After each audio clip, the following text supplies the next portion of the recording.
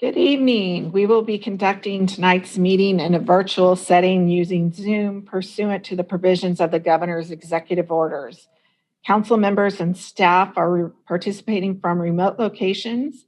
Members of the public may view and listen to the meeting live tonight on Wave Channel 18 and online through the city's website as noted on the agenda. We only received one email, which was forwarded to City Council. If you would like to participate via a live platform, via Zoom, please refer to the agenda for instructions. Note, public comments are limited to 3 minutes. The mayor will begin the meeting momentarily.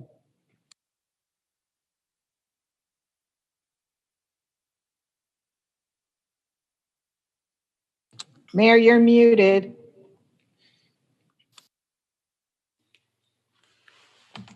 Welcome to the October 27th, 2020 regular meeting, City of Lincoln, City Council, Redevelopment Successor Agency, and Public Financing Authority.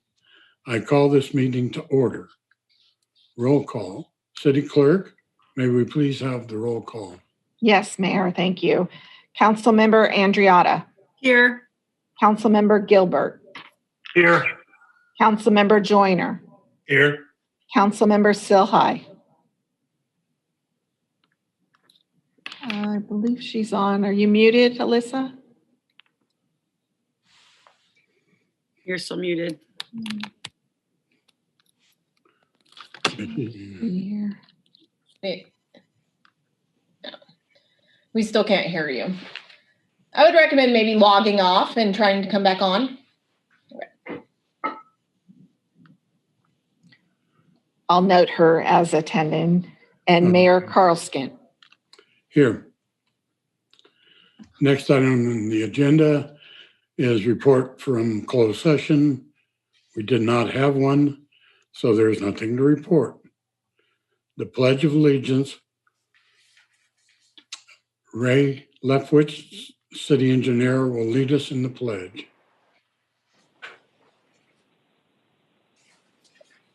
I thank you, Mr. Mayor. All rise. Hands on heart. Pledge. I pledge allegiance to the flag of the United States of America and to the republic for which it stands, one nation, under God, indivisible, with liberty and justice for all. You may be seated. 2. Thank you, Ray. The next item on the agenda is request for agenda modifications. Does anyone on the council have modifications to tonight's agenda? No, but can you hear me now? Yes, we can. You're very low, Alyssa. It's not very loud, but we can hear you.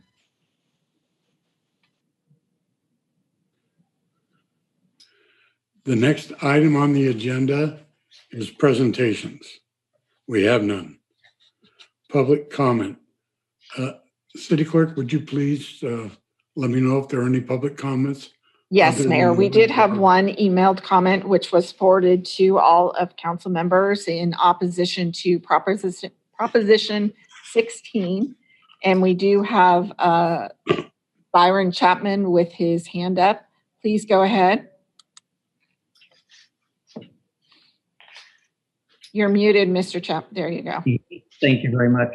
Mr. Mayor, council members, city staff, Byron Chapman in the 12 Bridges area. Good evening.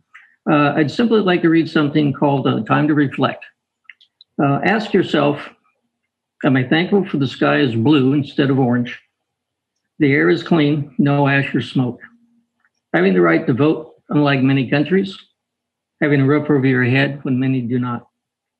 Thank police officers for the good that they do and get rid of those who don't. Realize racism is real and take action in order to stop it at once and for all. Put a smile on someone's face and you too automatically have it. Say please and thank you whenever possible.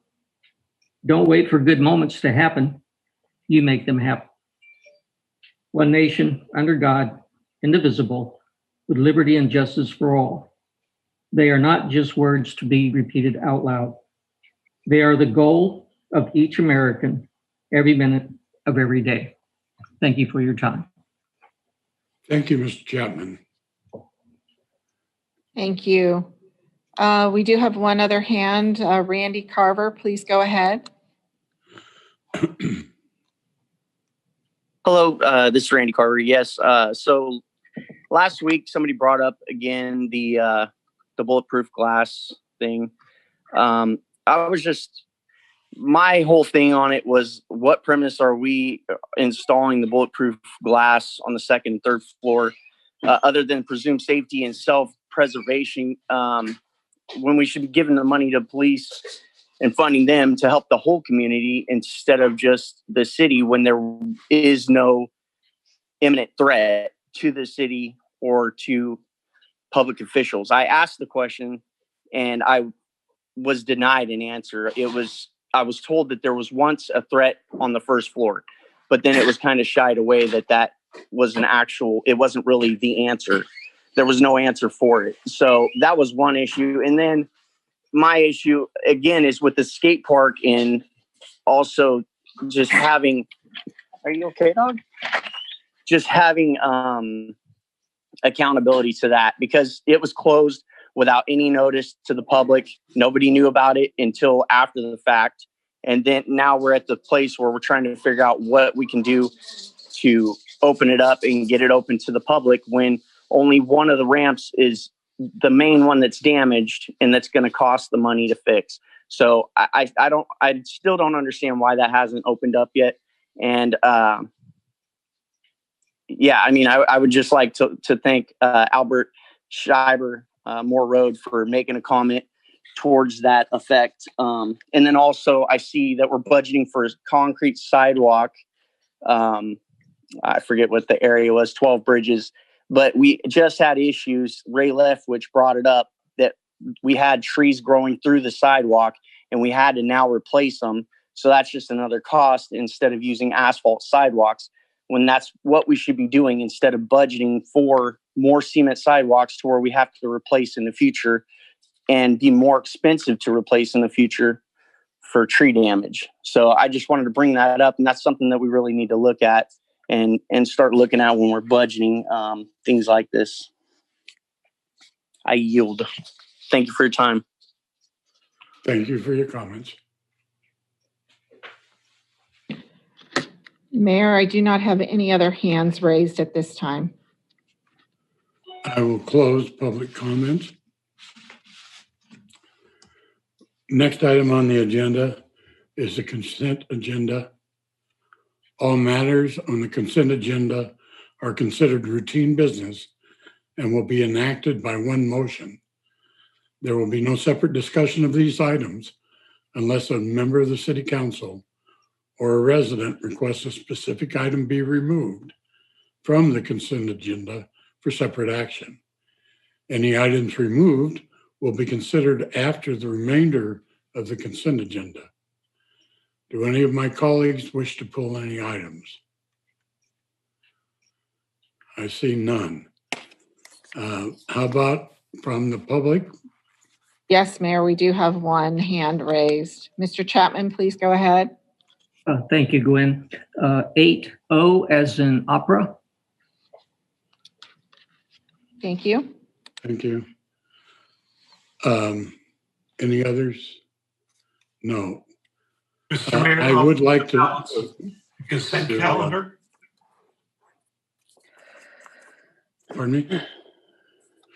I would like to note that staff has pulled 8R, and it will come back time certain on 11/10, the next meeting. Thank you, Mayor. I do have another hand raised. Mr. Carver, go ahead. You're muted, sir. Yes. Sorry. I thought that the 8T was for the bulletproof glass. I was going to try to get that pulled. No, but it's not. Okay. Sorry about that. That's okay. Thank you. Thank you. Okay. No other being pulled. I'll accept a motion for the remainder of the consent agenda? So moved. Do I have a second? Second. I have a motion and a second. City Clerk, please call the roll. Yes, Mayor. Councilmember Gilbert, Yes. Councilmember Joyner, Yes. Councilmember Andriotta, Yes. Councilmember Silhai, Yes. and Mayor Carlskent. Yes. Motion passed 5-0.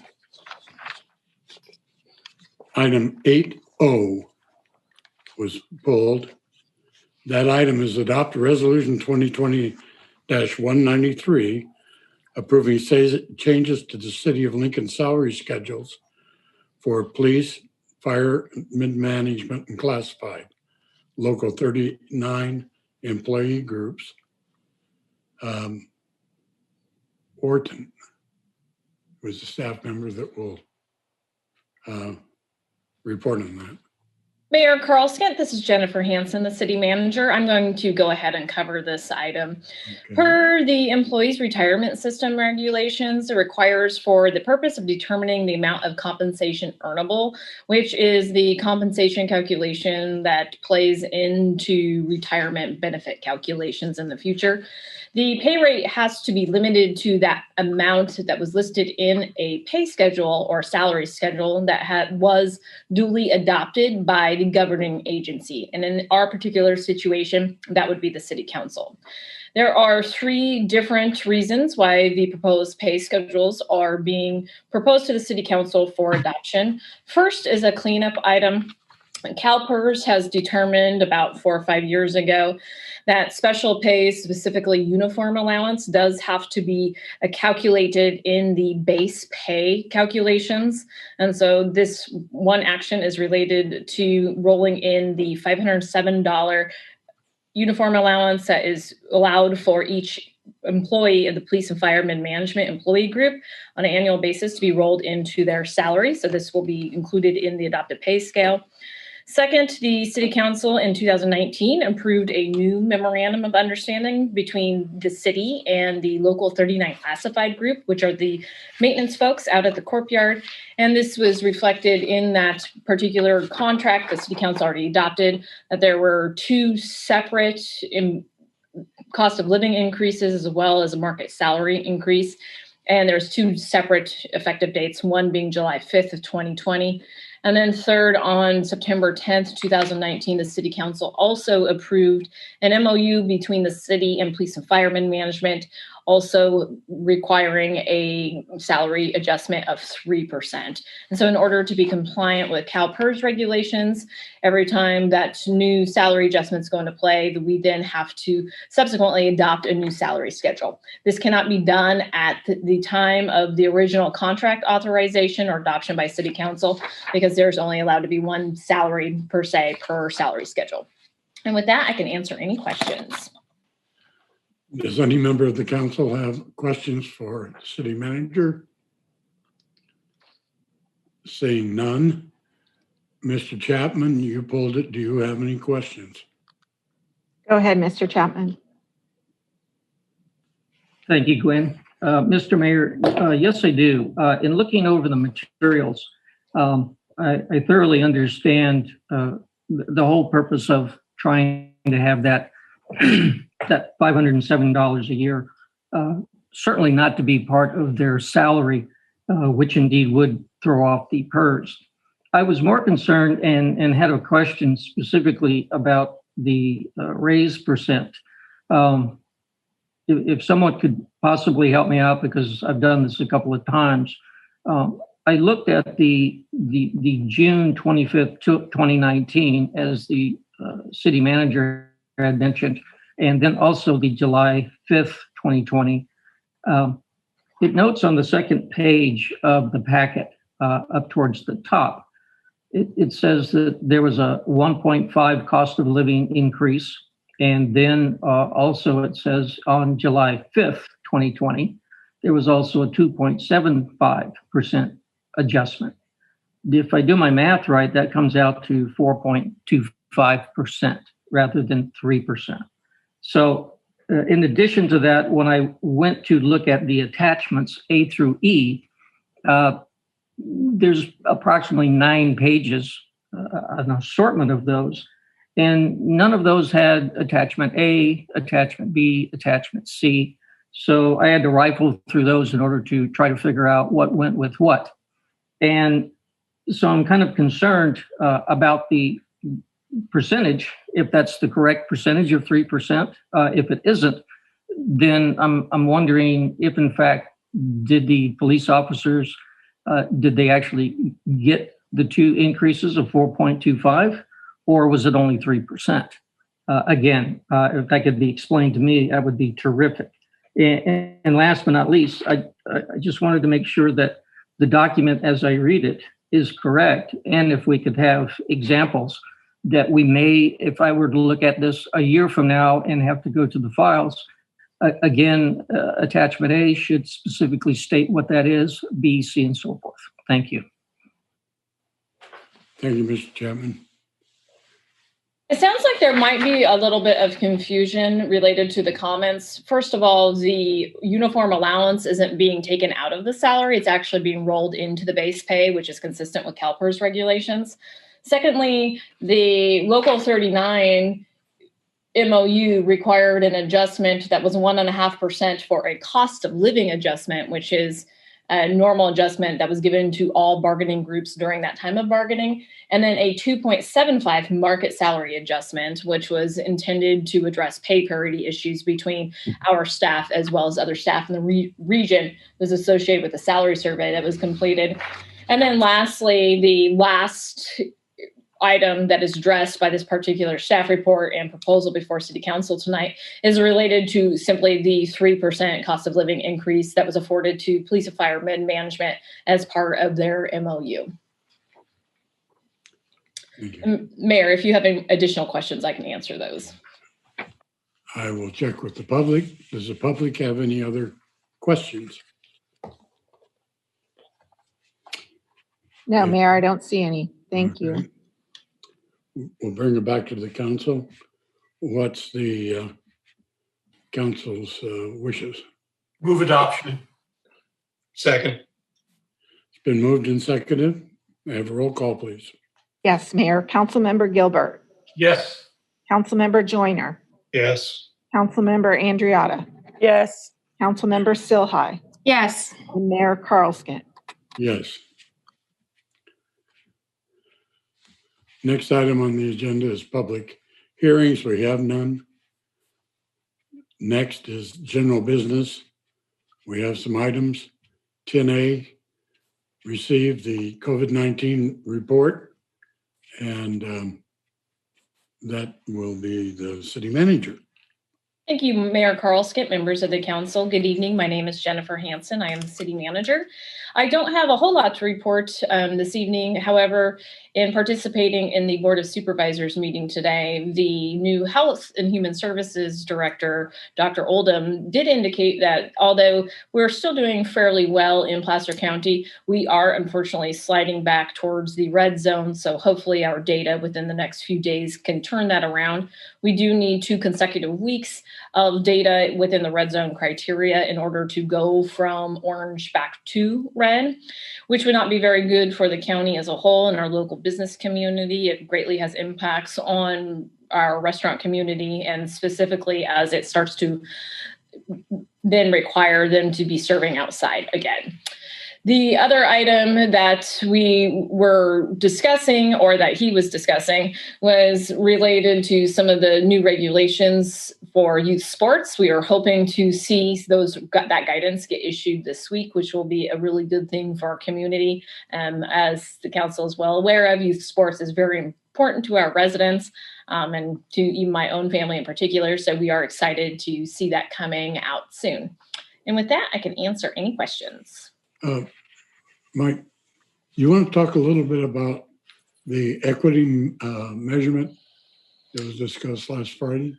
Yeah, I can talk a little bit about the equity measurement, although I'm not an expert on it. There is a new metric that is utilized to illustrate how well a county is doing in providing equity to underserved populations, in that if there is large outbreaks within some type of underserved populations, which is identified by the Healthy Place Index, then the county would have to start focusing targeted outreach as well as testing and contact tracing within those communities to make sure that they are not having an unequal impact from the virus. At this point, it does not appear that if you do not meet your equity metrics that you would go back a tier. But I cannot state, I cannot say that that won't change at some time in the future. I really don't have a handle on that. And currently, we're doing very good. Yes, we are. Yeah. Good. Definitely. We're doing really well with the health equity metrics.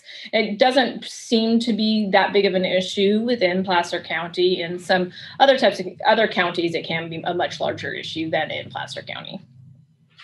Okay. Do any of my colleagues have questions? Mr. Mayor, Vice Mayor Gilbert, I have one question which I really wanted to ask in the past, but be that as it may. So we drive all of this based upon a county's standing against some metric. Has there ever been any thought, or is it possible that it could be done by, rather than counties, by community?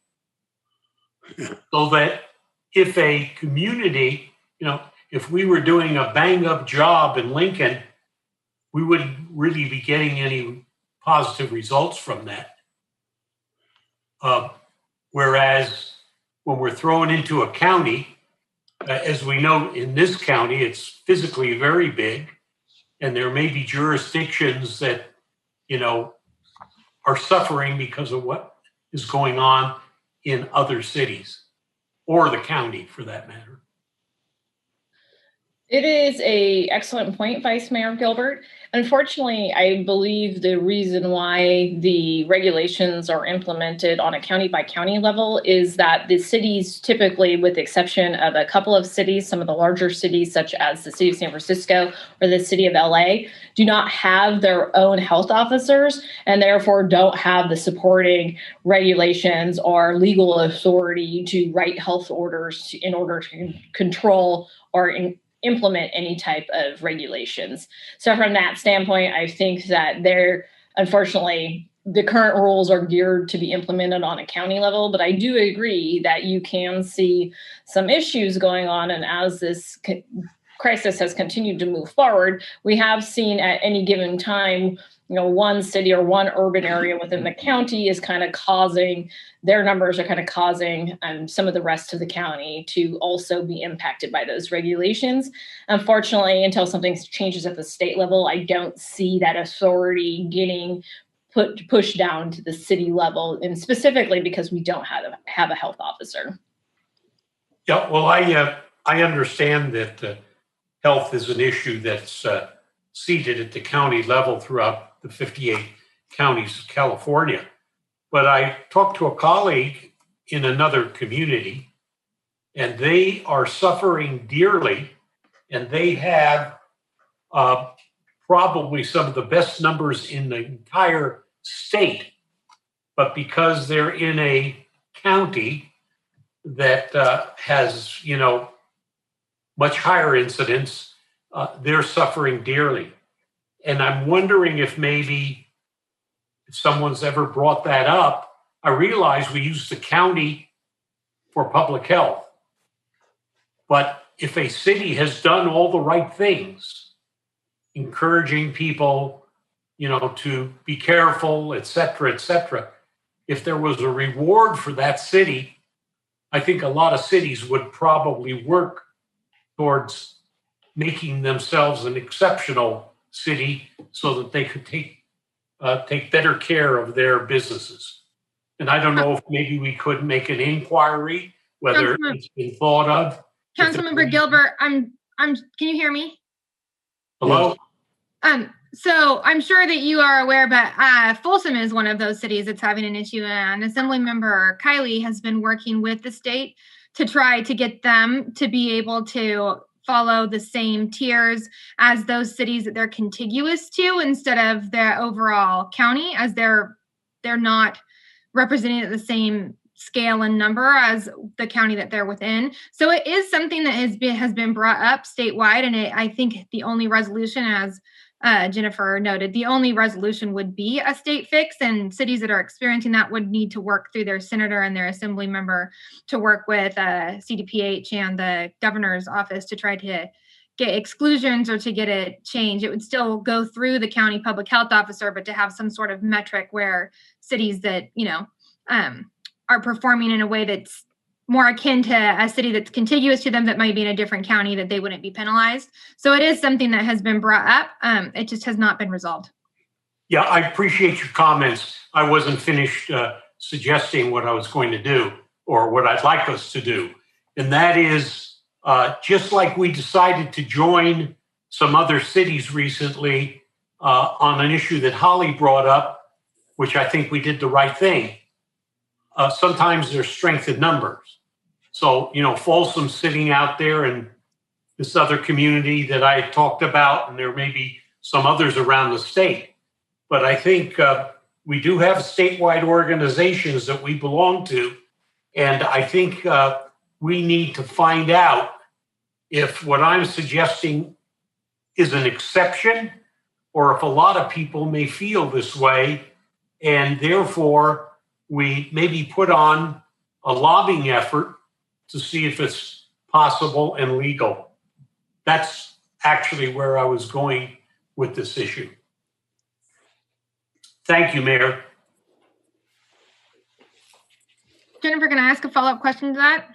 Sure, absolutely. If it did move to a metric that allowed for cities to be looked at separately, would that help us or would that hurt us, our specific city? Well, right now, unfortunately, excuse me, sorry. No, go ahead. I was just saying right now, unfortunately, the city of Lincoln is the city in the county that's having a little bit of the higher numbers right now. So I'm not sure if it's in particular an advantageous time, but I do think it's a discussion that's warranted, and I can bring it up in some of the regional groups that I participate in. It does bring to mind that there has been times throughout this crisis where the Tahoe area of Placer County has been experiencing the elevated numbers, which obviously is very well disconnected geographically from the three cities, Roseville, Rockland, Lincoln areas. So in that particular situation, it does lend itself to making sense to being able to decouple from geographically non-contiguous areas. Let me do some homework on my end and see kind of what's going on in the background regarding this topic. I'm sure, and it sounds like, according to Councilmember Silhai, that we are not the only ones having this conversation. So I'm more than happy to look into it.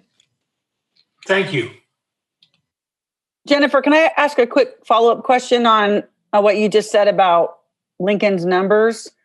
And I know it has no bearing on what we're allowed to do and what we're not allowed to do, but just for my own curiosity, when you said Lincoln is experiencing higher numbers, is that just positive cases or is that hospitalizations?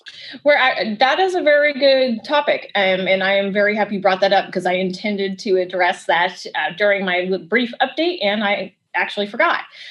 Although our numbers are going up, our hospital data is still looking really good. So we do have adequate capacity in the ICUs. Our hospital data is not, out of control by any means. So from that perspective, I think we're looking pretty good. I have been watching it go just slightly inch up over the past week or so.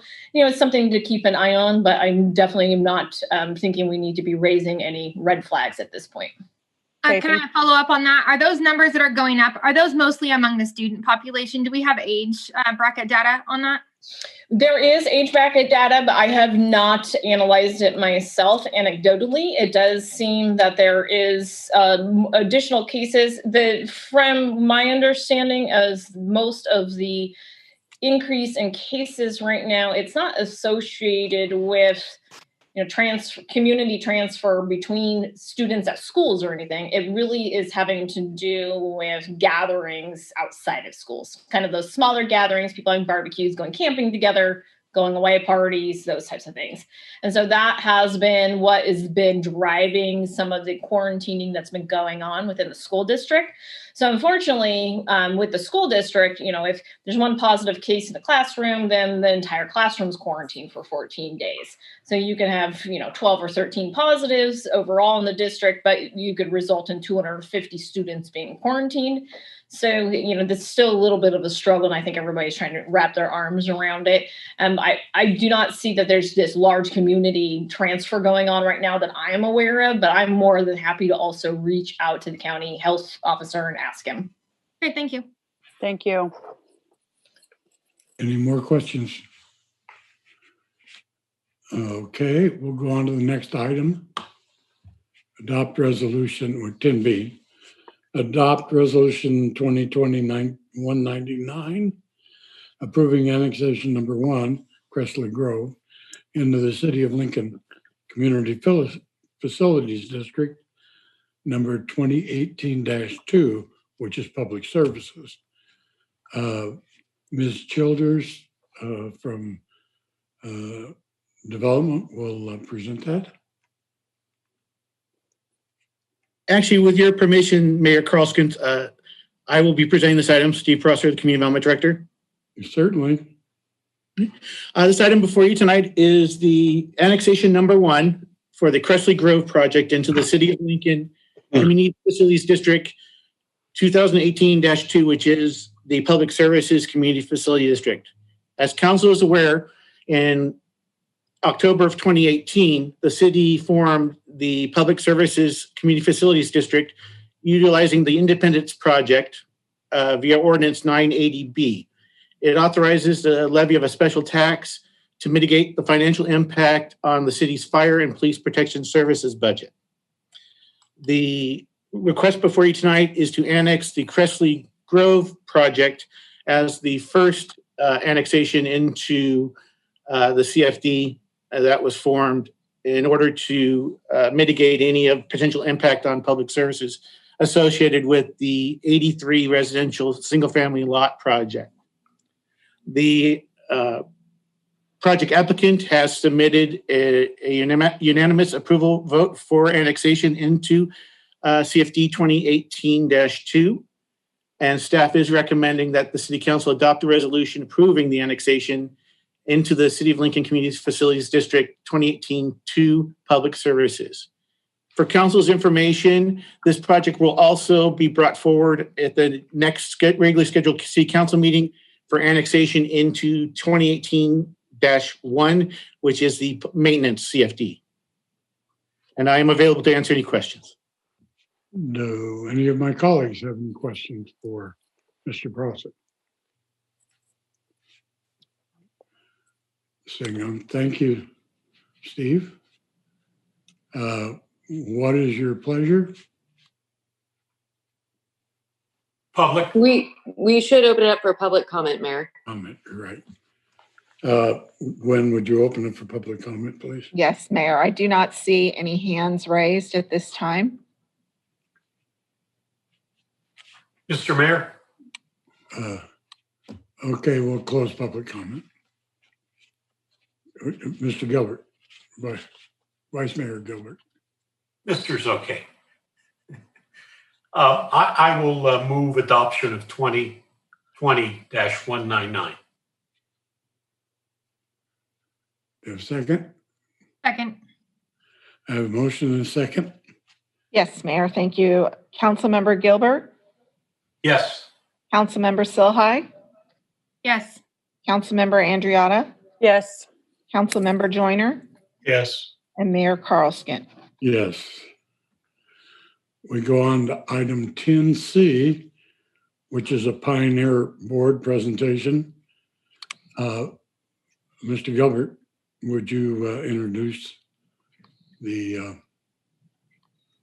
topic and the people, please? Thank you, Mayor. The Pioneer Board, or rather Pioneer, which we are a member of along with all of the cities and the county, with the exception of the city of Roseville, has an opportunity to grow by allowing a county and a city to join. And to that end, it was thought to be important that our staff at Pioneer make a presentation to each of the city councils in the county that wanted that kind of presentation. So tonight we have Don Eckert and Sam Kane. Don, I imagine you're going to start off. Don is our relatively new executive director. He came up from the Bay Area, where he was the chief financial officer of another organization similar to Pioneer. And with that, I'll hand it back to you, Mayor. Okay, Mr. Eckert. Don, if you'd like to share your screen with the PowerPoint, you should be able to. My apologies. We have Don Eckert is on his way. He is in another meeting at the moment and should be queuing this up shortly.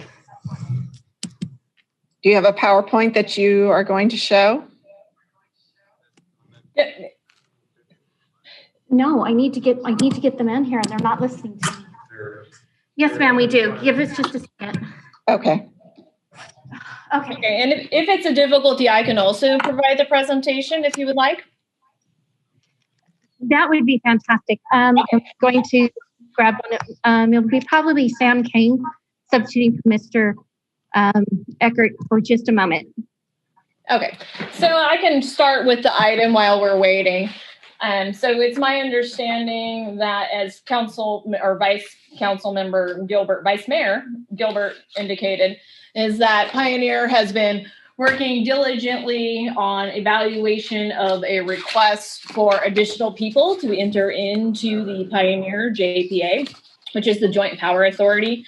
As City Council will recall, we have become part of the Pioneer Community CCA, Community Energy. I think they might be coming on the line some time ago. And what this essentially does is it allows our residents to purchase energy generation cheaper than previously through PG&E. Mr. Eckert, are you ready to go? Would you like me to hand it over to you, or would you like me to do it for you? If you don't mind, yeah. If you don't mind turning the slides for me, that'd be great. We don't have the slides, so we would have to have you share your screen. Oh, okay. Let's do that. Just use, okay. Okay. Just a second here. Technical difficulty. So what do I just need the slide presentation. There we go. Okay. Perfect. Okay. I think she's got it. Oh, she's got it. Okay. Okay, so that's being run by you then? I've got the presentation.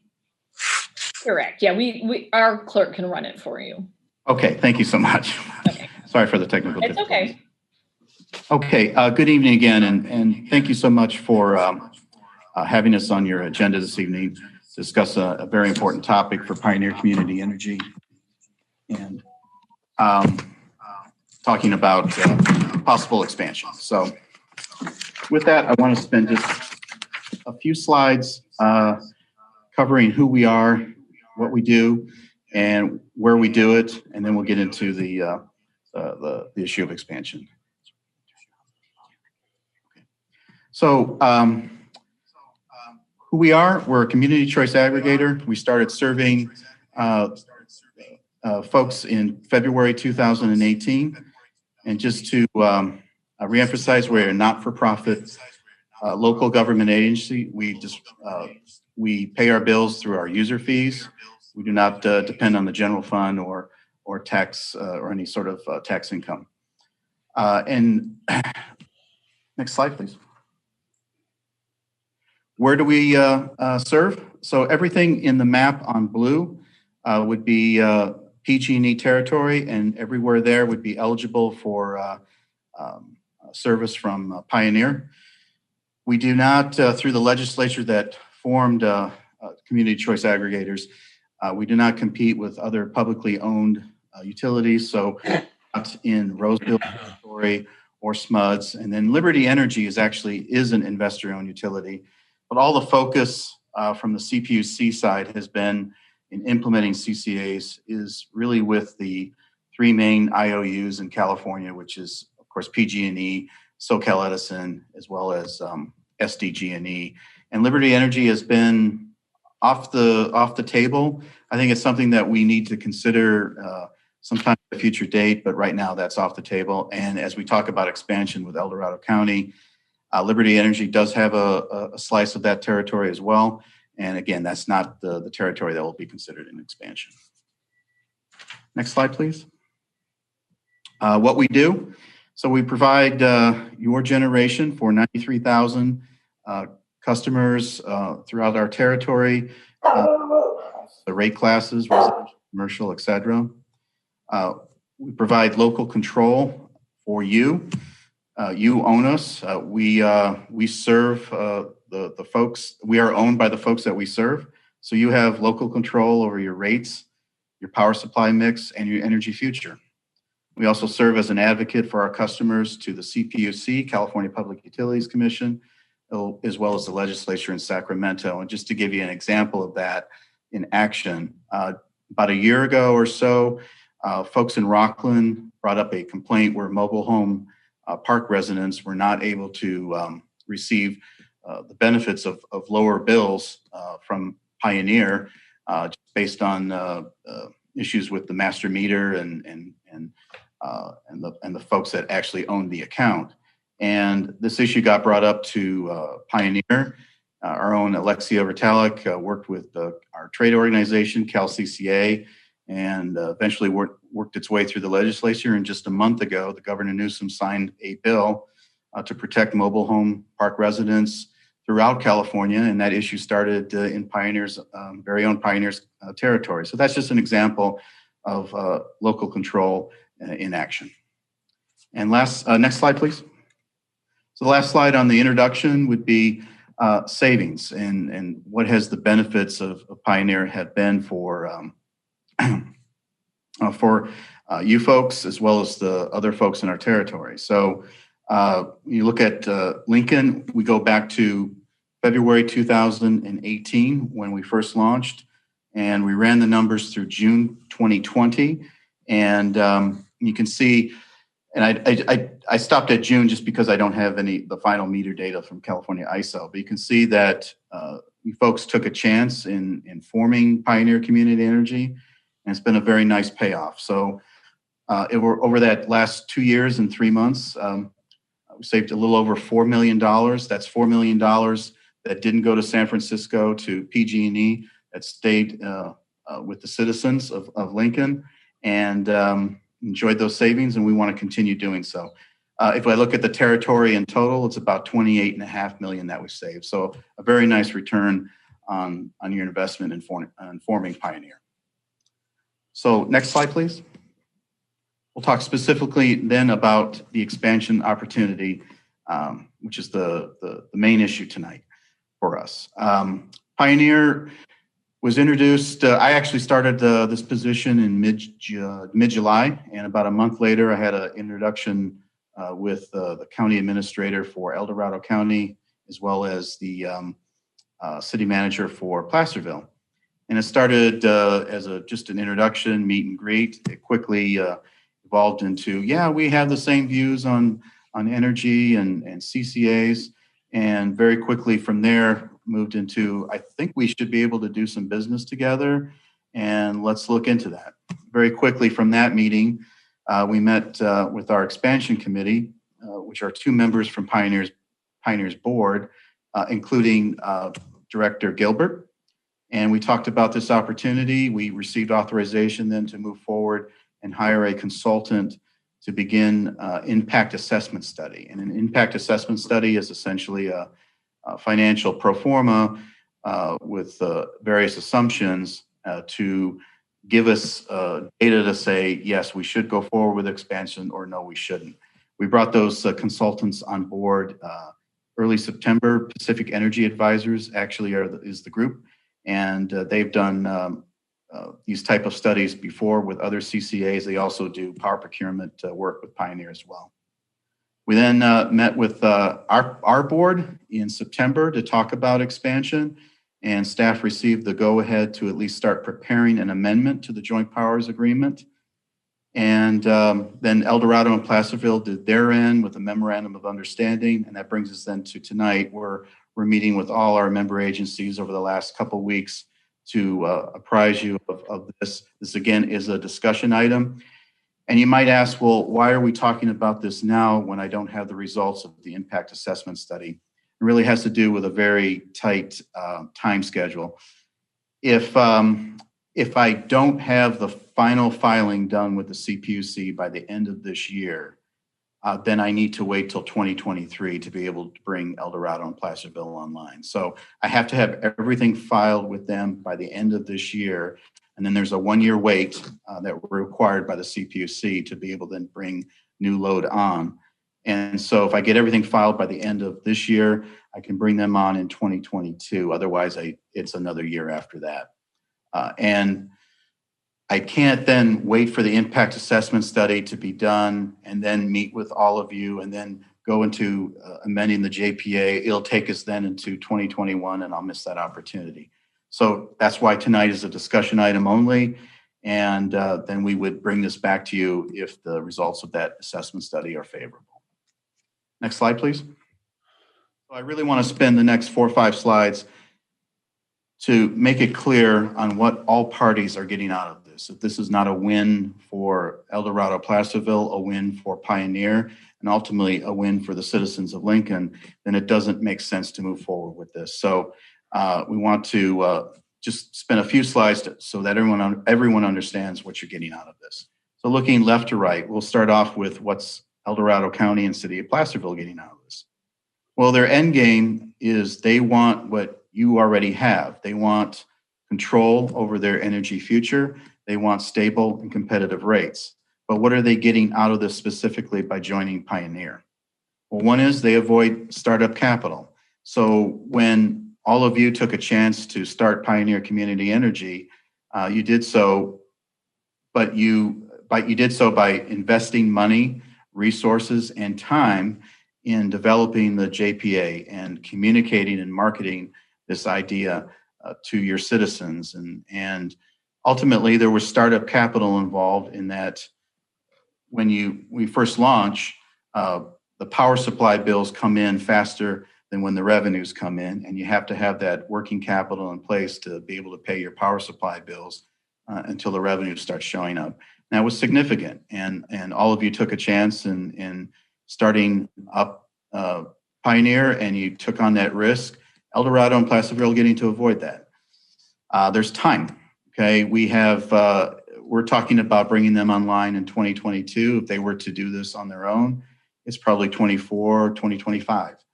And then knowledge. It's much easier to make multi-million-dollar decisions on power procurement if you have 7 other members on your board who have been making those decisions for the past 2.5 years, as well as staff and consultants in place. So that's a win for El Dorado and Placerville.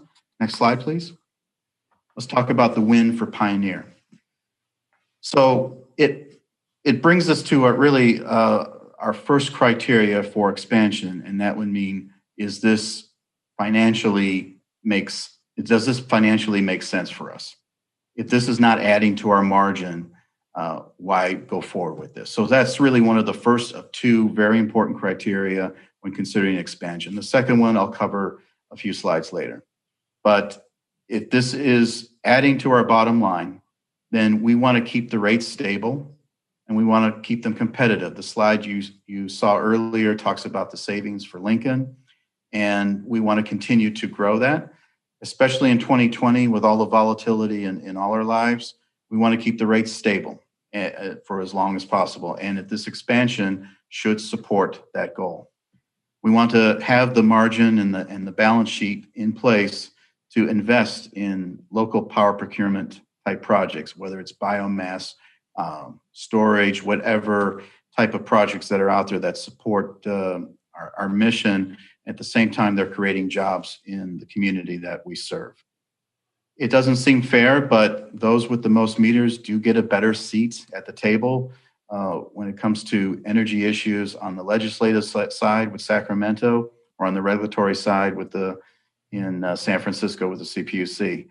Having another 50 to 70,000 meters on top of the 93,000 folks we already have gets us more influence in that area.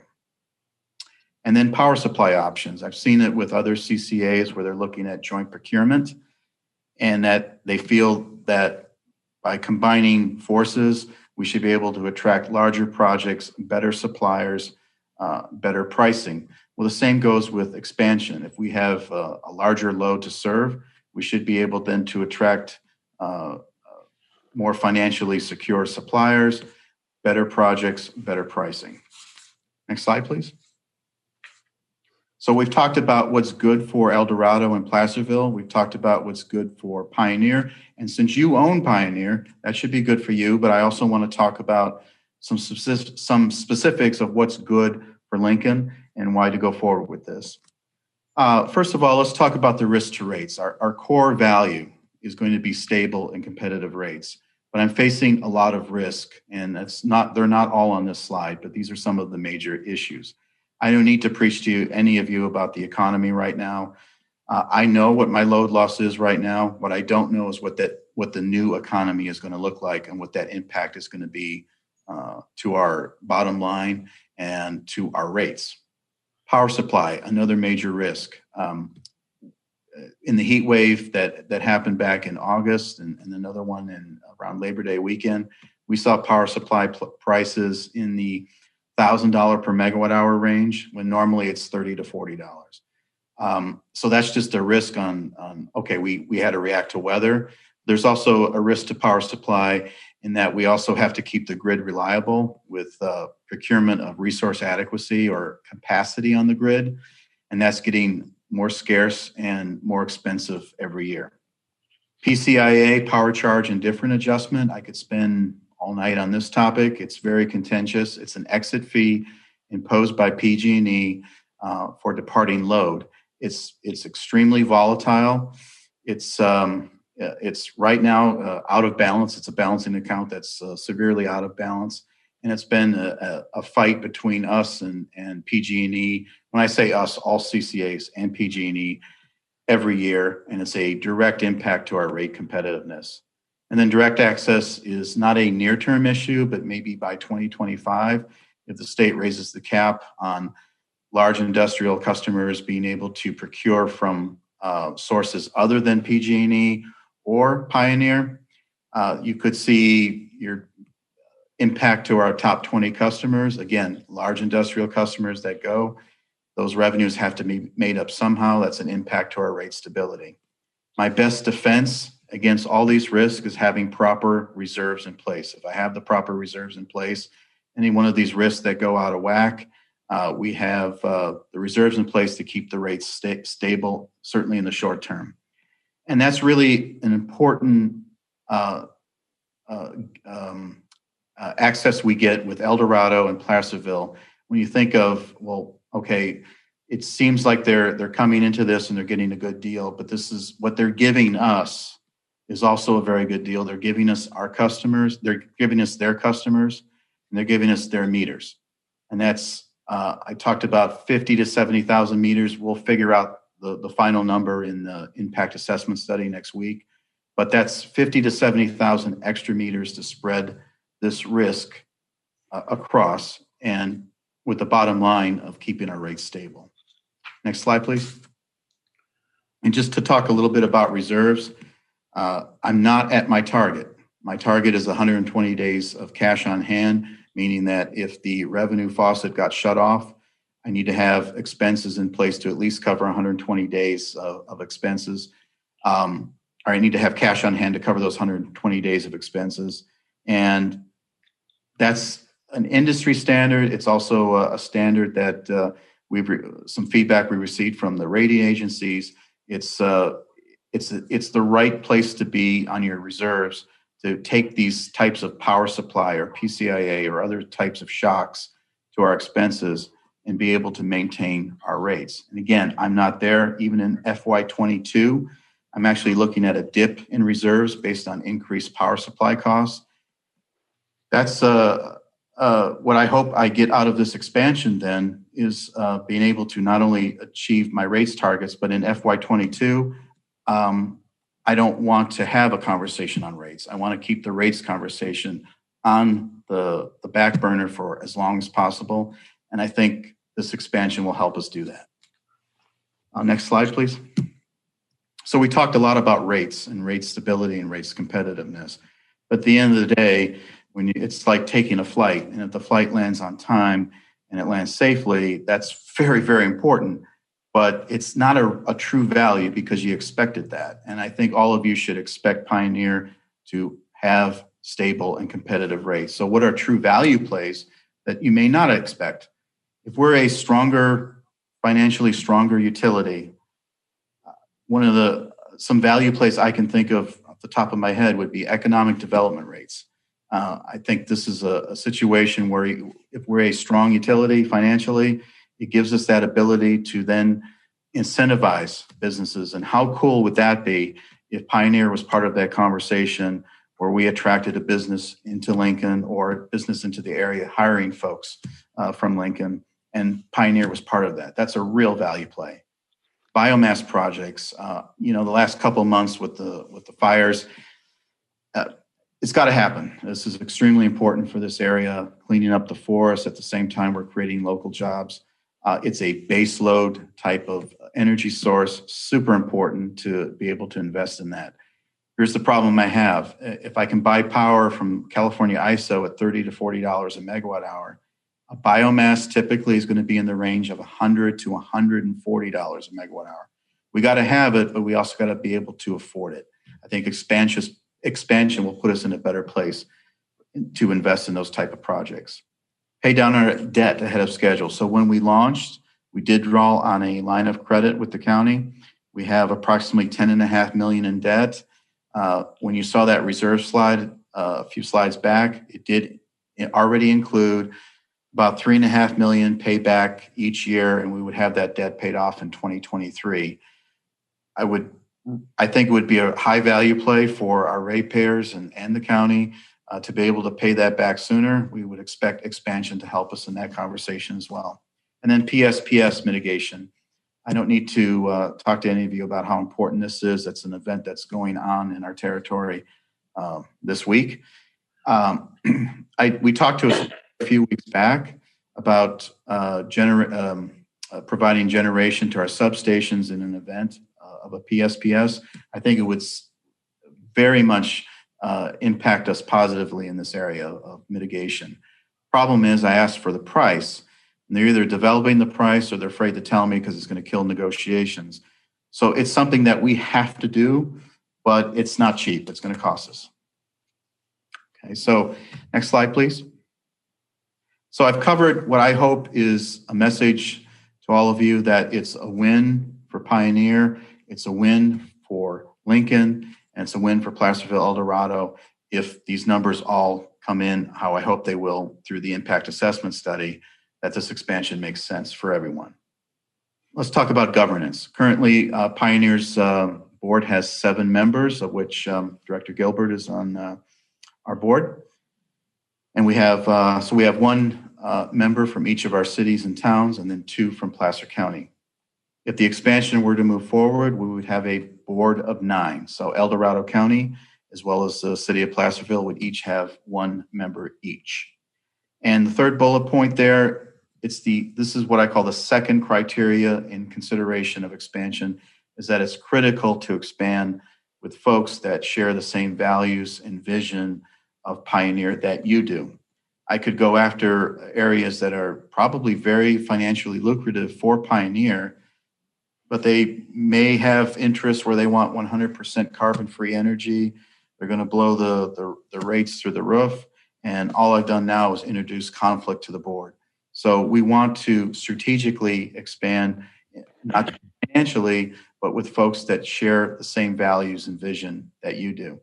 I also shared in the packet a letter from both the county and from the city of Placerville, not only showing their enthusiasm for joining us, but also reemphasizing that they share the same values and goals that the board does and that they're on the same page with the rest of the Pioneers Board. Next slide, please. So moving forward, we're talking tonight with you and other of our member agencies over the last couple of weeks, and we'll wrap it up with one more tomorrow. November 6th at 3 p.m. Is a special meeting where we will be discussing the results of the impact assessment study. That's a critical go, no-go decision. So if the results are favorable, I'd like to bring this back to Lincoln's board in November for amending the JPA to allow Placerville and El Dorado to join. If the results are not favorable from the impact assessment study, we simply put this on hold and reevaluate it next year. Pioneers Board then would vote then to amend the JPA at the December board meeting. We would then file our paperwork with the CPUC right after that meeting. It takes about 90 days to get a decision from the CPUC to allow the expansion. That would take us to about the end of March. Assuming a go decision from the CPUC, we would then move forward with preparations for expansion in 2022. And last slide, please. So again, this is a non-voting item tonight, discussion only. But again, just to reemphasize, if the impact assessment study is positive, if it's favorable, we're going to request your support in amending the JPA. And again, if it's unfavorable, we simply put this on hold and evaluate it another time. Last slide, please. So again, thank you so much for your time this evening. I know you have a very busy agenda. This is an important topic for Pioneer. I have my contact information in there, so if any of folks have questions after this meeting, feel free to email me or call me. And with that, I'm happy to take any questions. Thank you so much. Do any of my colleagues have any questions? Mayor, I have a couple things that I thought might be presented but weren't. And that is, if you could share with my colleagues on the council, what percentage of the users in the county are currently getting their power through Pioneer? I'm sorry, Director Gilbert. I missed the first part of that. I had to get the volume fixed here on my computer. I'm sorry. Could you repeat the question? That's okay, Don. What percentage of the potential users of energy in the county are currently getting their power from Pioneer? So of eligible customers that get their power, we have about a 89% participation rate. I know we do have some folks already that are on direct access, but we have a very high participation rate for folks that are eligible. Second question. I'd like you to talk a little bit about the relationship between Pioneer and its members and the county, which initiated this whole business with their finances initially. And if you could maybe talk about the line of credit that we have in place because of the county. Yes, thank you. So the county invested their resources, personnel-wise, as well as financing the line of credit. That was to launch the business and provide us that working capital to launch the business. We currently have about $10.5 million on the books of debt scheduled to be paid off in equal installments over the next 3 years by 2023. And really, it's because of that debt that I want to make sure that everyone is comfortable with this expansion. That's why we're going to have the special meeting on November 6th, which will be completely devoted to this topic and to make sure that we are completely comfortable with the assumptions that are built into this pro forma. And I can't guarantee you 100% that every assumption in the pro forma model predicting, let's say, power supply prices will come out exactly as planned over the next 5 to 10 years. But I want us to be 100% confident that we understand those assumptions and understand that risk, because as you point out, we have a debt on the books, and we certainly do not want to make this expansion any sort of a risk to Pioneer to be able to pay back that debt. One thing I'd like to add is that because of our relationship with the county, we have a $40 million line of credit. So as Don indicated, we're 25% into that, but it's important to understand that if a God forbid were to come up in the future, we would be in a position to draw on the line of credit if that was the right thing to do, rather than not having that in place, and then your hands are really tied.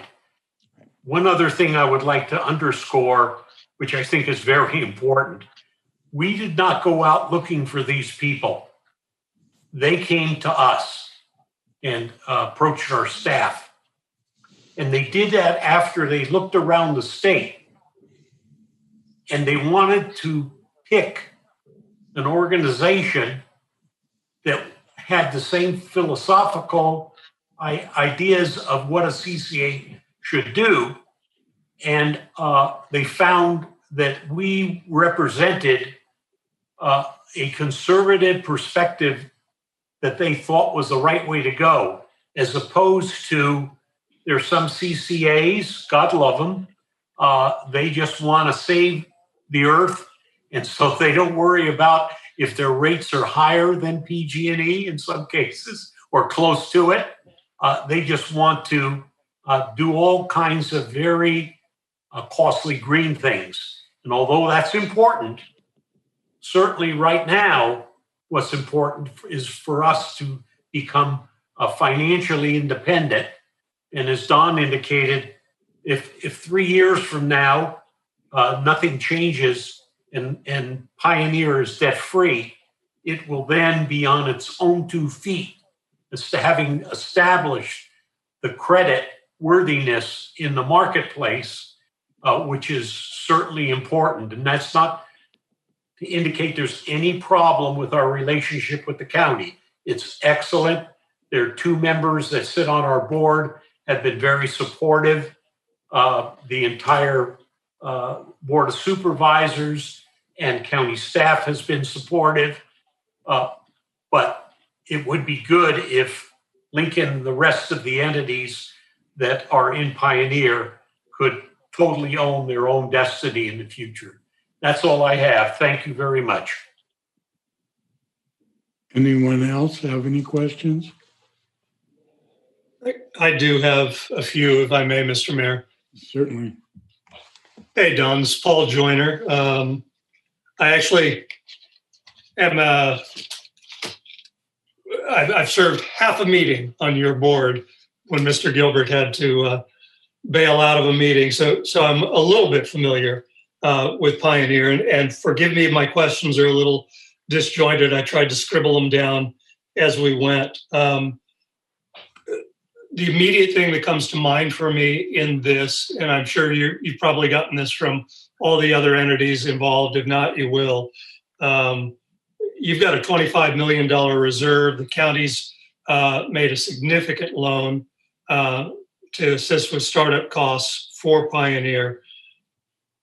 Have you considered, I'm sure you have, some sort of buy-in from El Dorado and Placerville on this to offset that risk and investment taken on by the existing agency? Yeah, thank you for the question, Director Joyner. We did have some very brief conversations on it. I think where I'm coming from on the what are we getting out of this from El Dorado and Placerville is we're getting their customers, we're getting those meters, and ultimately we're not going to move forward with this unless it's going to improve our margins. To that extent, I would use those incremental margins for many of the items that we talked about tonight, as well as paying down that debt early. But we did not have really any deep conversations with El Dorado or Placerville in some sort of entrance fee, if you will. We feel that if this is a win-win-win for all sides, I would look at those increased margins to our bottom line as that entrance fee, if you will, having another 70,000 meters to spread our risk across is another way of looking at that entrance fee. But we did not have any sort of deep conversations as far as a upfront payment. I also think as we, for this expansion, I think if we got into a deeper conversation as far as an upfront payment or entrance fee, if you will, definitely we would not make this year's deadline. I'm not sure this would move forward at all. So I think as we get the results from the impact assessment study and see what that bottom line impact is for Pioneer, hopefully that would be a good indication to say move forward, and that truly is our entrance fee, if you will, and that we're getting their customers and their meters. But I do understand your point, and I think from my previous employer, that was an issue that was brought up on expansion as well. And really what calmed that issue down is when they saw the bottom line impact, which again, we're not there yet. We're going to have those results next week. But I do understand where your question's coming from. Okay. Well, I look forward to seeing those bottom line numbers Yes. when they come in.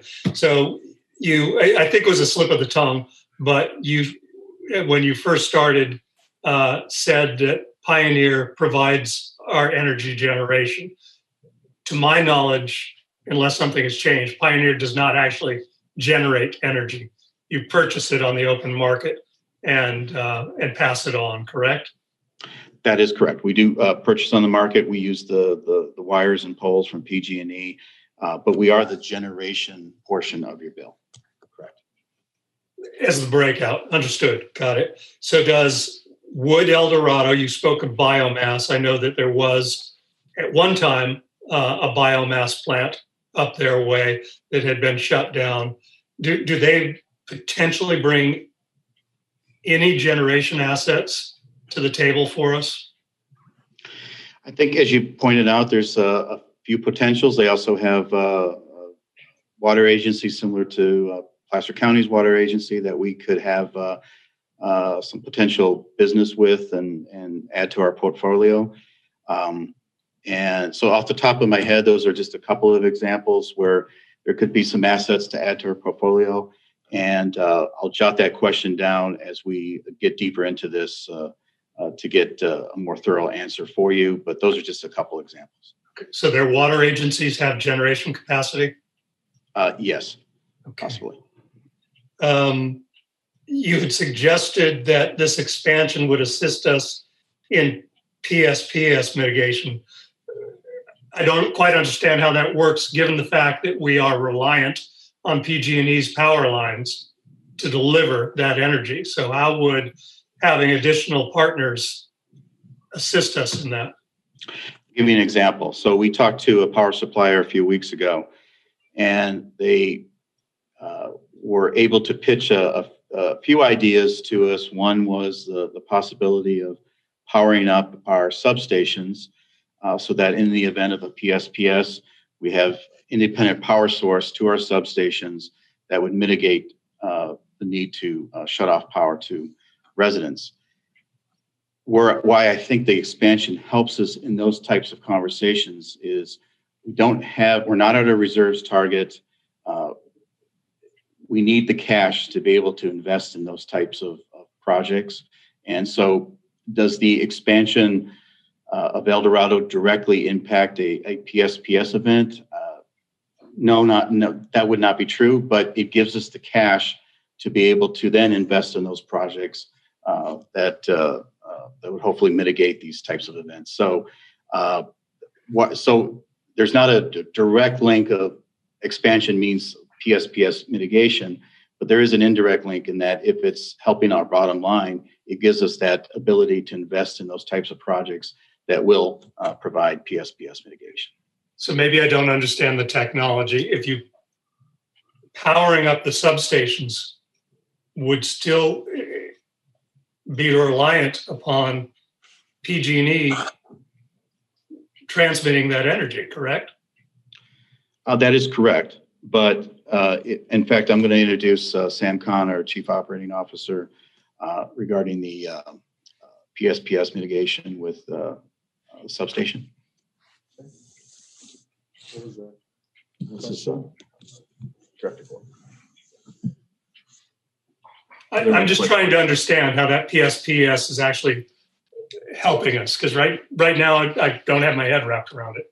Yeah, this is regarding the. Oh, so how is the question? How is Pioneer looking at helping out on PSPS events, such as powering up?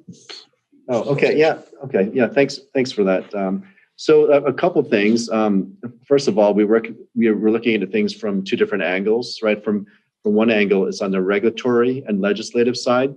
So on the regulatory side, we actually have, there are different proceedings happening at the California Public Utilities Commission, including things such as microgrid proceedings, right? And which basically allows other potential participants, such as us, and we're doing this through CalCCA, to try to make sure that CCAs are part of the solution, right? So I'm using a substation as a specific example.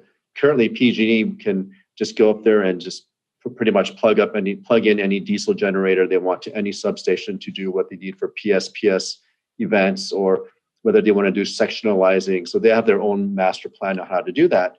So what we're trying to do in that microgrid proceeding is basically insert ourselves in that, and to try to say, okay, we need to be part of that planning process, and we need to have equal opportunity to put in our own sort of backup generation, if you will. So that's on the regulatory side as an example. And then coming on the actual procurement side of the equation. So it's basically having, for instance, we come up with our own solutions, right? So in tandem with the microgrid proceeding, saying that, okay, CCAs can also participate in that. We can come up with our own solutions. And one of those could be a biomass project, right? I mean, it could be a biomass project, it could be a fuel cell project. And I bring up biomass because that's a local project, right? We can source it locally in terms of the fiber, right? The fuel source. We can help mitigate wildfire risk. And that's another effort we're looking at in terms from the legislative route. How do we form a coalition wherein we would actually say biomass is a way we can use to as a fuel source, not only for backup generation, but as part of the overall California power mix, to help in mitigating wildfire risk and to also help in grid resiliency. So if you see me putting all these different pieces together, working on all different efforts to try to help in this effort, even though PSPS events aren't even in our purview, we are doing what we can in those different ways to try to mitigate that for our customers. Okay. So I think that may have filled a blank spot for me. What I think I hear you saying is that you will, as PG&E apparently is doing to some degree, you will go to a substation that may perhaps be below that area of transmission that's been shut down with a PSPS, bring a generation source into that, feed the lines below that break, and get that energy to us. Is that what I'm hearing? So with Placer and Eldorado and Placerville coming in, the additional revenue may help you to purchase the necessary equipment to be able to do that on your own rather than be reliant on PG&E for that. Yes, that's exactly right. And the reason being, and again, the financial addition to our coffers is very important because, just going back to the whole biomass thing, right? For instance, if we want to use, say, a biomass type of resource, the cost for biomass is much higher than your more traditional right. power source. And in order to do that, we need to have more money, right? So for instance, I don't know if Don mentioned it, but say a typical biomass project, say the pricing that we would pay, say if it's between $100 to $140 a megawatt hour, you can compare that with, say, just a more normal power, say in the $35 to $40 range. There's a premium. So in order for us to pay that premium, we need more money, right? It's just like buying ground chuck versus a sirloin steak. I mean, we'd love to have a sirloin steak, but we need more money. And so, that's the best analogy I can come up with on that one. So I guess with respect to the biomass, and to my knowledge, there are no current online biomass plants. There are, and those same ones are that expensive, but they are already having their own connections to the grid, so they're not directly powering a substation. For instance, we're talking about new resources. So you're talking about building a new biomass plant. That's correct. That's right. So given the significant expense of doing so and the cost of the energy generated by it, other than perhaps environmental issues or the ability to clean up, especially in El Dorado County, some of those burned and damaged forests, what's the benefit of bringing that biomass online, given its cost? It creates jobs, local jobs, right? That's another one of our goals as the JPA here, right? So low, stable, and lower rates, creation of local jobs. That's another big benefit, and it's not just local jobs; it's all of the incremental economic benefits that come along with it for everything from the grocery stores, car dealerships, hotels, you name it, restaurants. It's all the benefits that come along together with jobs. So I got quite a few more questions. I don't want to dominate the conversation tonight. Don, maybe you and I can hook up offline and kick some of this around a little bit once you've got your study completed. So the good news for you, or bad news, is that you are the last item of the night. So we can stick with this for a while. But thank you for your answers. I appreciate it. And I look forward to seeing the results of that study. Thank you. Thank you.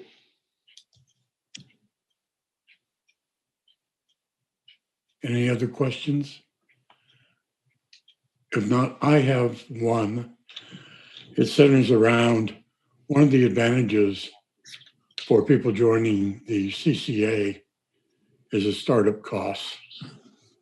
However, those startup costs don't cease to exist. They're still going to happen. The pre-purchase of power, you're having to add additional purchases, and you're going to get billed before you can bill the customer. It's the same problem that Pioneer had when they started up, which I think you're going to either have to take, you're going to have to take out of the reserves or go into debt. So this model or this analysis is going to take that into account and show at which time frame do we expect to see the benefit of this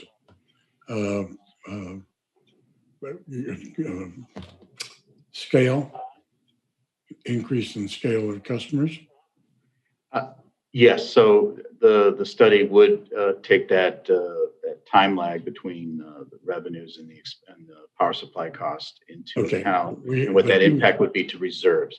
We're not looking to issue any debt, any more debt to go with expansion. It would be simply what we have. Now the reserve. He showed the reserves in 2021, 2022 rather, going down. Is that including the presupposed addition of the two new members, or is that just normal operations? So that is normal operations, including keeping the rates the same, anticipated power supply costs, and paying down the debt. So that would no additions to the other members. No. Okay. The two new numbers now. That chart would be quite a bit lower for that year. So, okay, I just, as long as it's covered in the assessment. Yes. And is easy to understand, that's fine. Good question. Thank you. No more questions from anybody. I thank you very much. Dan, we do have a public comment. Public comment, right. Thank you, Gwen. Sure. Mr. Carver, go ahead, please. Yeah, I had quite a few questions regarding the biomass process. I'm guessing it's something to do with burning to get the power. With global warming being an issue, that's kind of a real big if. And then 89% of our city, from what I'm gathering, is participating in this program. I'd just like to know what the city cost is, like what the offset is, and then what is you guys have like a Don, you have like a $10.5 million deficit. It's just not adding up, and I hate to be so blunt, but it makes me nervous knowing that one of the staff members are part of the board. It just kind of, I don't know, it doesn't sit well with me at all. So if you could answer any of those questions, I appreciate it. And just what does a staff member get paid for, that type of position? Thank you. Okay, the $10.5 million is not a deficit per se. It's a debt that we incurred when we launched the CCA, and we're looking to pay that back by 2023. The reserve slide that you saw incorporated that. Regarding a staff member who also is a member of the board, I'm not aware of that. No, I think he misunderstood. There are no staff members that are on the board. Yeah. Any questions from the public? Yes, Mayor, we do have one additional comment from Mr. Chapman. Go ahead, please. Thank you, Gwen. My question has to do with hopefully that the situation would be where you do indeed get more customers. In the event that Gregory's Eldorado Placerville does not come on board, what does that do for the future outlook for Pioneer in order to pay back any outstanding loans that you do have?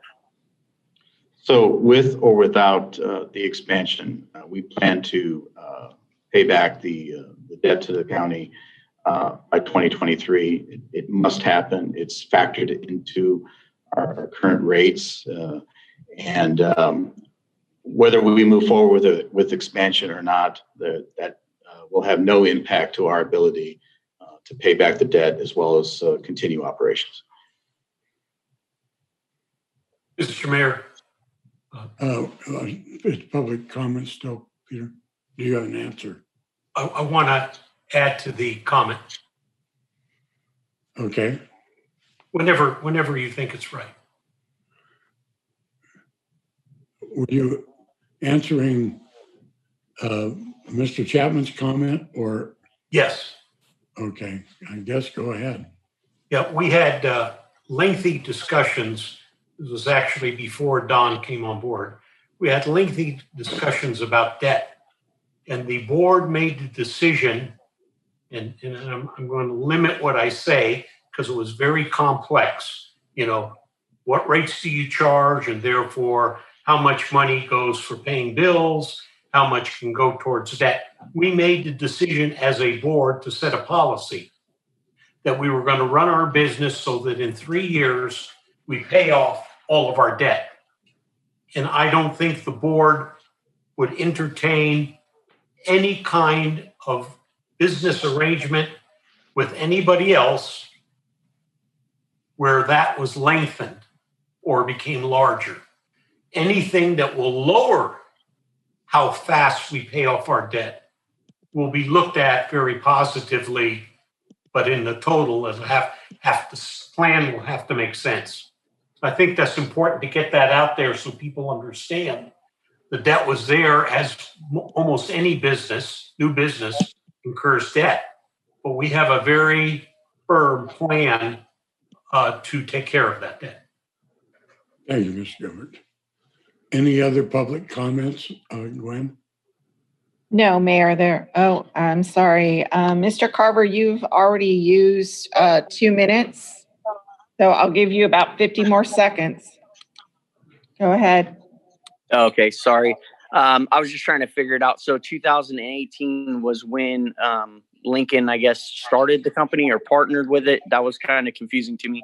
That was my main concern, was what was the cost offset? Because I know that the 89% of customers that are receiving power from the company is actually not paying very high rates. So where does that extra money come from that's paying up? Because it's 10.5, because I was getting a number of 10.5 million that the company's in debt, but this is how many years later. I'm just trying to see where the offset cost is coming from or how it works. Thank you. That'd be all. Okay, the offset cost. Well, essentially, we're City of Lincoln. If you saw in that one slide where you showed the savings compared to PG&E, that's money not being sent to San Francisco, staying with Lincoln. The reason that we can do that is we don't have very much in fixed costs. We do have, of course, the debt to pay back, but we have low fixed costs. Most of our expenses are on the power supply side, and we're going out into the market with much more favorable market conditions and purchasing power as opposed to some legacy contracts that PG&E has, as well as a lot of fixed costs that PG&E has. And so because we're able to keep our power supply costs relatively stable, it allows us then to have a rate lower than PG&E and for all of you to then enjoy those savings. So Don, all of this is on your website, yes? You could get a thorough background of how Pioneer began and how it's progressed through the years. Yes, and I'll also make sure that review that again tomorrow to make sure we're going back to February 2018 and make sure that story is out there. But yes, we did go through a thorough update of the website, and all that information is out there, but we will double check tomorrow. Good. Thank you. Mr. Carver, I'd really recommend going back and taking a look at all of that. A lot of very smart people have worked very diligently on bringing us to the point we are. These are some growing pains that we're having to discuss. There may be a real opportunity here, there may not. That's what that risk assessment is going to tell us. But the entire idea from the beginning, from my perspective at least, and I think that of most of us, was to reduce the cost of energy to our residents, to our ratepayers. And Pioneer has been successful in doing that. Mr. Mayor, I'd like to add to that because there's 2 points that were instrumental in Lincoln and several other cities joining. And that is, there's a tremendous advantage having an organization like Pioneer. Number one, Pioneer is owned by the member entities. We don't have stockholders beyond the people who buy energy from us. So when we want to give a return, we lower our rates. Number one. Number two, PG&E and other energy companies pay taxes. We don't require, under the law, to pay taxes. So those were two major financial advantages we had when we put Pioneer together 3-4 years ago, initially. And they've paid off to the tune of, Don, I don't know the latest total dollars that we've saved all of our customers, but the last one I saw, it was was above $25 million. Just to add to that, so for City of Lincoln, 4.4 million, and in our territory in total, just over 28 million. 28 million. Thank you. Okay, no more public comment, right? Gwen? No, thank you, Mayor. I'll close public comment. Any further comment from any council members? If not, thank Don and Stan for their briefing. Looking forward to the next couple of months to see what you bring back. Thank you so much. Next item on the agenda, council initiated business. Does anybody have any business to initiate? Mr. Mayor, I have one question that I kind of want to circle back around to something. So it's not new business, and I'll be quick. I wanted to circle back around to our discussions on the skate park. It was my understanding that a few months back, the Park and Rec department or committee were going to try to hold some kind of meeting to get input. And I don't know if that ever happened with all the COVID restrictions or if they found a way to do it. I was really interested in, participating, but I would just kind of a little update of what we're doing, because I know that things are tight right now and we have to talk about this, but I really feel like we need to move forward with getting some kind of community input about the best way to go about repairing, raising money, building a new one, whatever we're going to do. So I just kind of wanted to circle back around on that. Do you want to? Jennifer? Sure. I would be happy to respond. The Parks and Recreation Committee did meet regarding the subject. It has actually been discussed at 2 separate meetings, and they have asked for a 3rd meeting. One of the issues that came to light is there needs to be further discussion at the committee level regarding the ongoing deficits within the lighting and landscaping district. So we had to kind of backtrack a little bit and re-go through that whole issue or challenge once again with them. We have spoken about it several times over the past couple of years, but they wanted a more in-depth analysis about other priorities as it relates to some of the deficits that are occurring in the zones. So there is another meeting scheduled specifically for November 18th. Okay. Correct. Okay. And are they holding those meetings by Zoom too, or are they meeting in person again? So they're holding the meetings by Zoom. They're open to the public and definitely worth attending for the public as well as any council members who want to listen in on the meeting. Great. Thank you. Thank you. Appreciate that. No problem. Anything else under this item? If not, we'll go on to information items. I would like to announce to the public that the county signed the tax revenue enhancement agreement with the city of Lincoln for the tax rate areas that have been talking about, and it will be on the city council's agenda to also to ratify and sign next meeting, the 10th of November. Any other information? No, I just want to, sorry, Paul. I just want to, again, thank you. I mean, I know we kind of all had our small parts in the beginning, but really over the last year, you and Jennifer and staff have really gone above and beyond. And I personally just want to say thank you so much for sticking at it. Hopefully you knew that we were all behind you and doing what we could do, with ourselves and the public. But you guys really dug in and got this done. And the city of Lincoln owes you a debt of gratitude. And I just want to say thank you very much. Thank you. I echo that very much. Yeah. That was a heavy lift, and I appreciate the partnership that you created with the county. I think that it started out real sticky, but I think we ended up in a much better place with better working relationships, and that is incredible that we both got what was really necessary to help us be able to achieve our public safety levels and address our systemic, issues that we all know we have, but to also come out on the other end with actual better working relationships. That's really incredible. Yes, I'll buy that. Yeah. Particularly at times, I didn't think it was going to end up like that.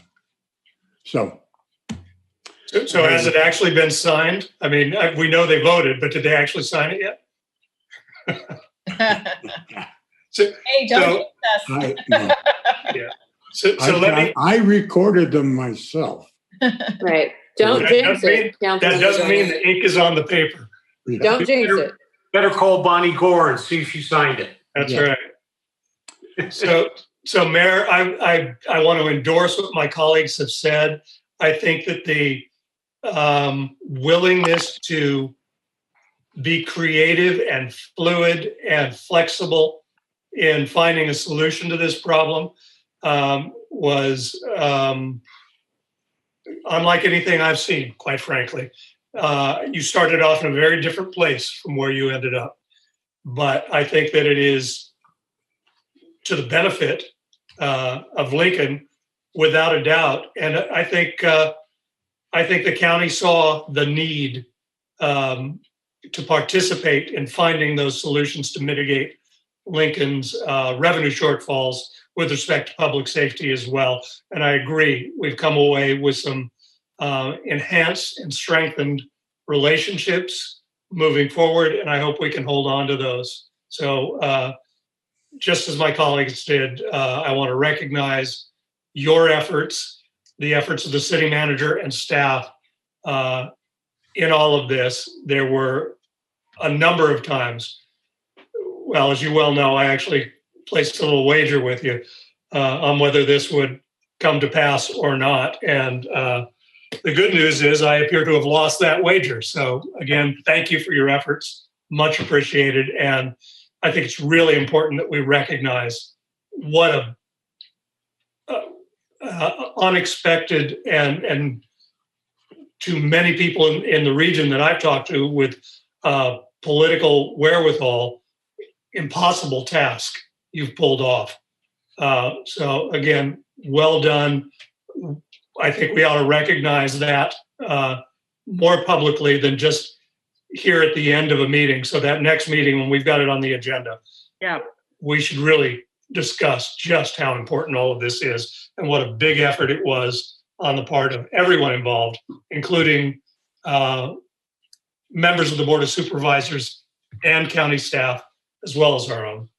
Absolutely. Well, we, from the city side, certainly had a good team that wouldn't take no for an answer and could try to circumvent whatever objections we had. So that was but what's important about that is while our team wouldn't take no for an answer, the county didn't have to offer yes as an answer either. They had no obligation to enter into this with us. So that's the partnership that we managed to craft here, that you've managed to craft here. Absolutely, what you just said. Yep. Well, thank you all very much. I'm hungry. So I'm going to adjourn the meeting. Me too, Dan. Me too, Mayor. I'm hungry too. Okay, thank you. Meeting's adjourned. All right. Thank you, everybody.